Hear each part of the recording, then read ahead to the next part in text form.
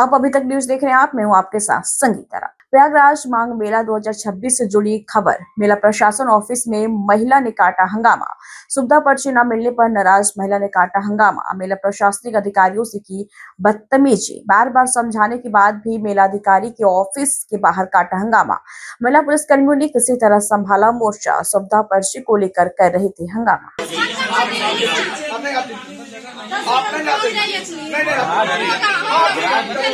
थाना खैर क्षेत्रांतर्गत बरका चौकी क्षेत्र के गांव उदयपुर मार्ग पर खड़ी एक संदिग्ध गाड़ी में 2 शव मिलने की सूचना प्राप्त हुई है।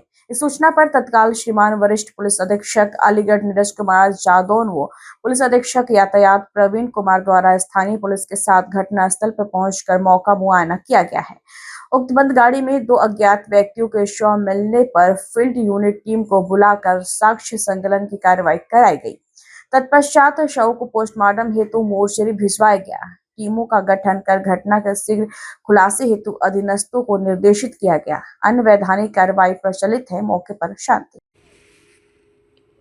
आज लगभग 5 बजे 112 पे सूचना प्राप्त हुई कि बरखा चौकी थाना खैर उदयपुर मार्ग पर संदिग्ध परिस्थिति में एक काली गाड़ी ट्राइबर खेत के किनारे खड़ी हुई है। तत्काल एसएचओ द्वारा यहाँ पे आकर के देखा गया तो उसमें 2 संदिग्ध बॉडी थी।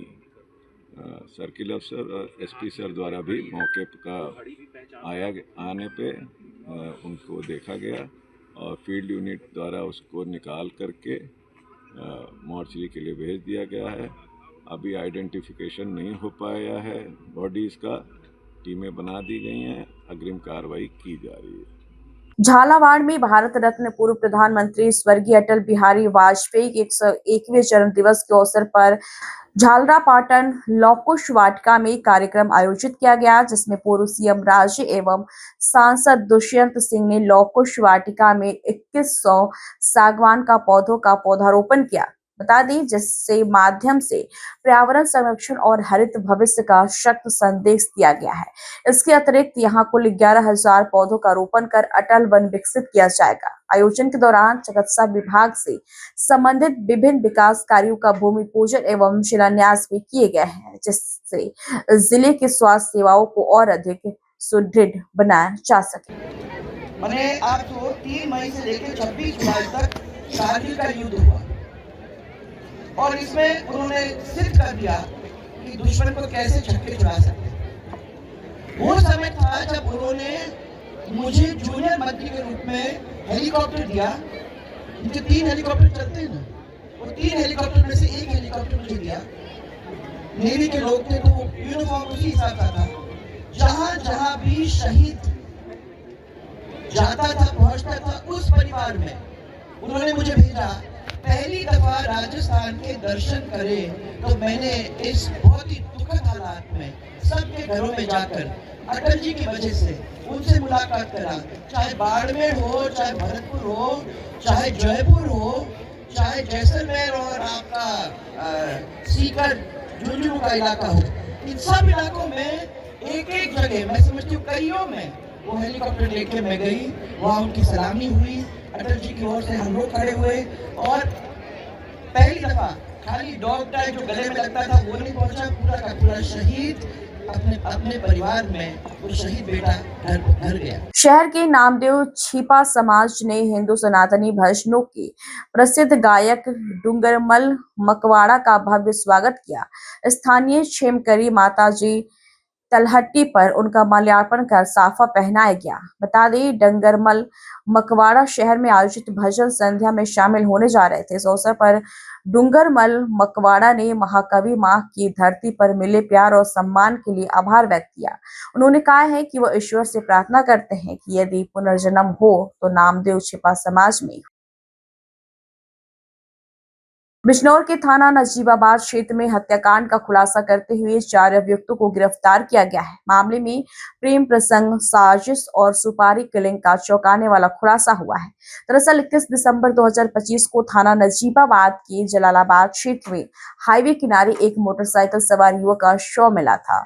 शुरुआत में मामला सड़क दुर्घटना का लग रहा था, लेकिन मृतक के गले पर मिले निशान और पोस्टमार्टम रिपोर्ट में गला घोटने से मौत की पुष्टि ने पूरे मामले की दिशा ही बदल दी। बता दें, मृतक की पहचान समीर, जिसकी उम्र 25 साल है, पुत्र दिलशाद अहमद निवासी कस्बा किरतपुर बिजनौर के रूप में हुई है। मृतक के पिता की तहरीर पर थाना नजीबाबाद में हत्या का मुकदमा दर्ज किया गया है। जांच के दौरान पुलिस को अहम सुराग मिले हैं और साजिश की परतें खुलती चली गई हैं। पुलिस ने कार्रवाई करते हुए रफीक राहत रफत निवासी किरतपुर और अशरद निवासी नजीबाबाद को गिरफ्तार कर लिया है। गिरफ्तार अभियुक्तों के कब्जे से हत्या में प्रयुक्त स्विफ्ट कार और मृतक का टूटा हुआ मोबाइल फोन भी बरामद किया गया है। थाना नजीबाबाद जनपद बिजनौर में 20 तारीख को हाईवे के किनारे एक डेड बॉडी मिलती है, जिसकी पहचान हम लोग समीर के रूप में करते हैं, जो किरतपुर का रहने वाला था और उसके शरीर पे कुछ हल्के फुल्के चोट के निशान थे और इस संबंध में तत्काल पोस्टमार्टम के लिए डेड बॉडी भेजा गया था। पोस्टमार्टम की कार्रवाई हुई और इसके बाद जो है, जब पोस्टमार्टम रिपोर्ट में गला घोटकर हत्या करने की बात प्रकाश में आई तो इस बात पे तत्काल सुसंगत धाराओं में अभियोग पंजीकृत किया गया वादी की तहरीर के आधार पर और इसके संबंध में इलेक्ट्रॉनिक साक्ष्य और वीडियो और सीसीटीवी के माध्यम से कलेक्ट किए गए।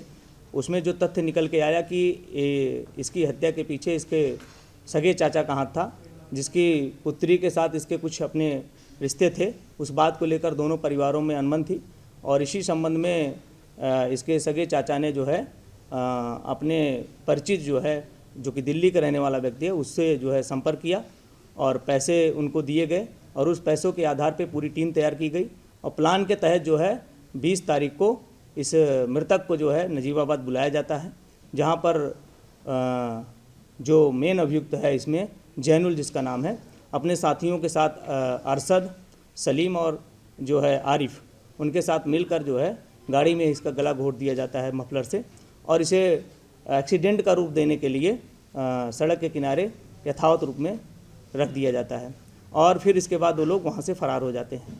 इस संबंध में अब तक जो है हमारी जो पुलिस टीम थाना की है और एसओजी टीम जो है और क्षेत्राधिकारी नजीबाबाद, पूरे लोगों ने मिलकर जो है बहुत जल्द घटना का अनावरण किए। इसमें अभी तक जो लड़की है उसके पिता, उसके दोनों भाइयों और जो एक अन्य मुख्य अभियुक्त है अरशद, उसे गिरफ्तार किया गया है। उन्हें न्यायिक अभिरक्षा जेल भेजा जा रहा है। अब घटना में प्रयुक्त जो है स्विफ्ट डिजायर कार और मृतक का जो मोबाइल फ़ोन था उसे बरामद किया गया है। जो अन्य जो अभियुक्त हैं उनको भी जल्द ही गिरफ्तार करके न्यायिक अभिरक्षा में जेल भेजा जाएगा। सर, इसमें जो पैसा देने की, सुपारी देने की बात, वो क्या पूरी घटना है? देखिए, एक्चुअली क्या है, जब ये लोग परेशान हो गए, काफ़ी इन्होंने समझाया बुझाया उस व्यक्ति को, जब नहीं माना तो इस संबंध में जब उन्होंने अपने मित्र जैनुल से संपर्क किया तो जैनुल के द्वारा बताया गया कि हम इसे मार्ग से हटा देंगे, लेकिन इसके लिए पैसा लगेगा।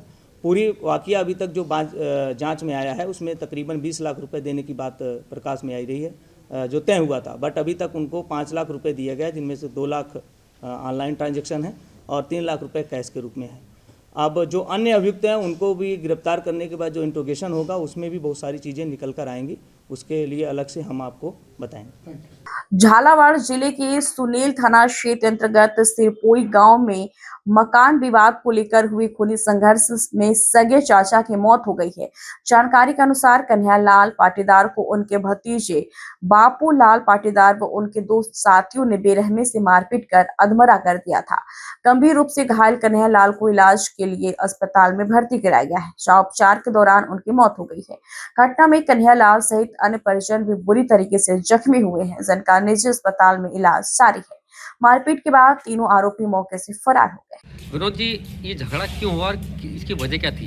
ये जबरदस्ती मेरे मकान पे कब्जा करना चाह रहे थे। कौन लोग हैं? ये मेरे ताऊ जी के लड़के थे। अच्छा, आज क्या हुआ?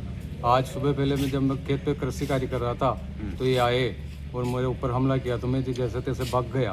तो मेरा भाई गांव से भैंसे ला रहा था तो उस पर हमला किया, उसका दोनों हाथ पर दोनों पे फ्रैक्चर करके, जिससे बाद में मेरे पिताजी भी कुआं पे आ रहे थे रास्ते में, तो उनको भी मार डाला इन्होंने। अच्छा। और फिर मेरे घर पे गए, मेरी भाई को मारा, मेरी भाभी का हाथ तोड़ा, मेरी भाई को माता जी का दोनों हाथ पैर तोड़ दिए, मेरी लड़की का पैर पे तोड़ा, मेरा भतीजे के दिए और सारे बच्चों को कुटा इन्होंने। भाई, ये तुम्हारे ताऊ जी के लड़के और उनके पोतों ने हमला किया, कितने लोग थे ये हमलावर?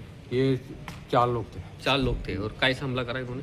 ये तलवार थी उनके पास, धारदार हथियार, लोहे के हथियार थे, ये थे। ठीक है, बस ठीक।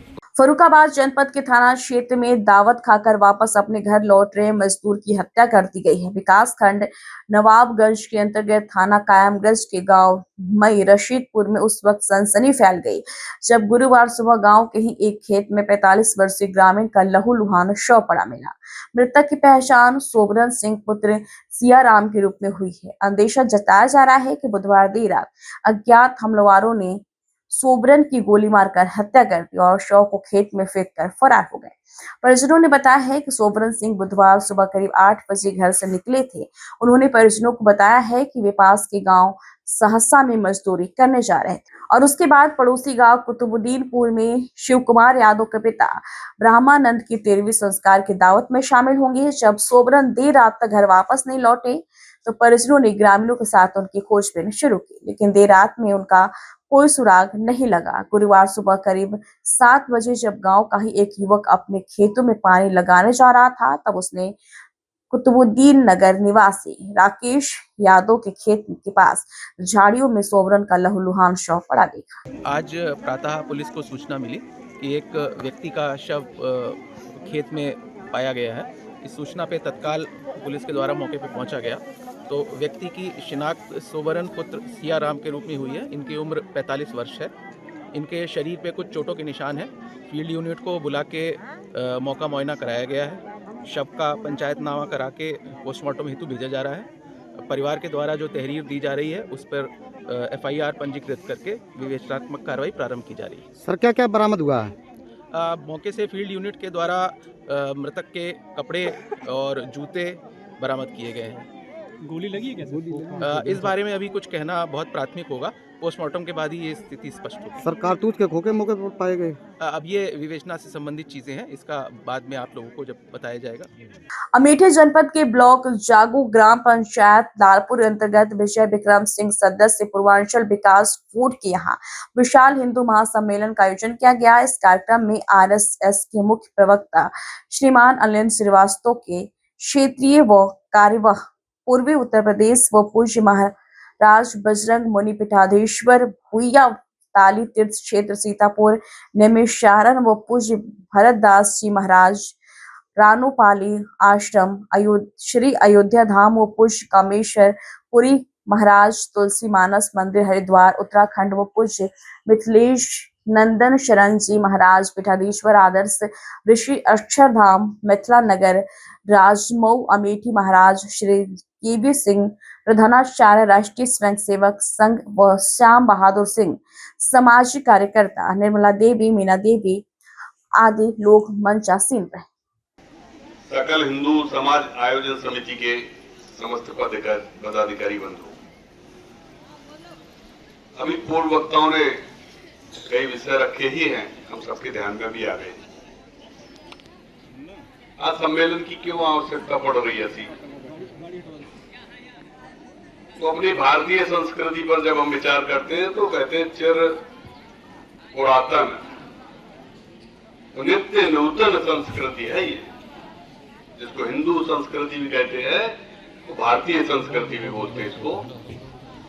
सनातन खबर जोधपुर से, जहां पर केंद्रीय संस्कृति एवं पर्यटन मंत्री गजेंद्र सिंह शेखावत ने कहा है कि जो राष्ट्र शारीरिक रूप से फिट होता है वही विकसित राष्ट्र बनता है। उन्होंने खिलाड़ियों की अनुशासन, परिश्रम और आत्मविश्वास को स्वस्थ भारत की आधारशिला बताया। क्रीड़ा संगम गौशाला मैदान में गुरुवार को सांसद खेल महोत्सव 2025 के समापन अवसर पर शेखावत कहा कि राजस्थान के खिलाड़ियों ने न केवल देश में अपितु अंतर्राष्ट्रीय स्तर पर भी प्रदेश का नाम रोशन किया है। जोधपुर में कराना प्रारंभ किया था। 1,30,000 खिलाड़ियों ने रजिस्ट्रेशन कराया। वहाँ ग्रामीण में पंचायत स्तर पर, पंचायत के बाद ब्लॉक के स्तर पर, विधानसभा के स्तर पर और अंत में अब लोकसभा के स्तर पर आज ये प्रतियोगिता संपन्न हुई। 1,30,000 खिलाड़ियों ने हिस्सा लिया। अंततः लोकसभा के स्तर पर 1620 खिलाड़ी पहुंचे। उनकी 2 दिन तक प्रतियोगिता समापन होने के बाद आज सब खिलाड़ियों को पुरस्कार वितरण किए गए।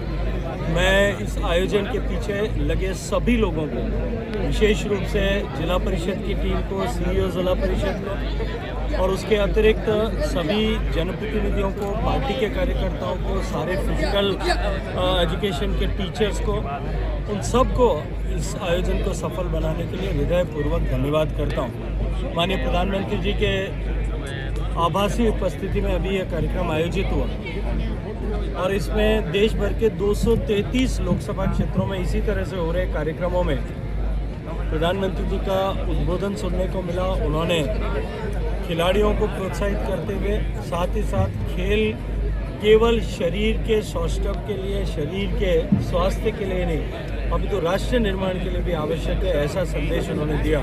हम सबको उनका मार्गदर्शन पाथेय के रूप में मिला।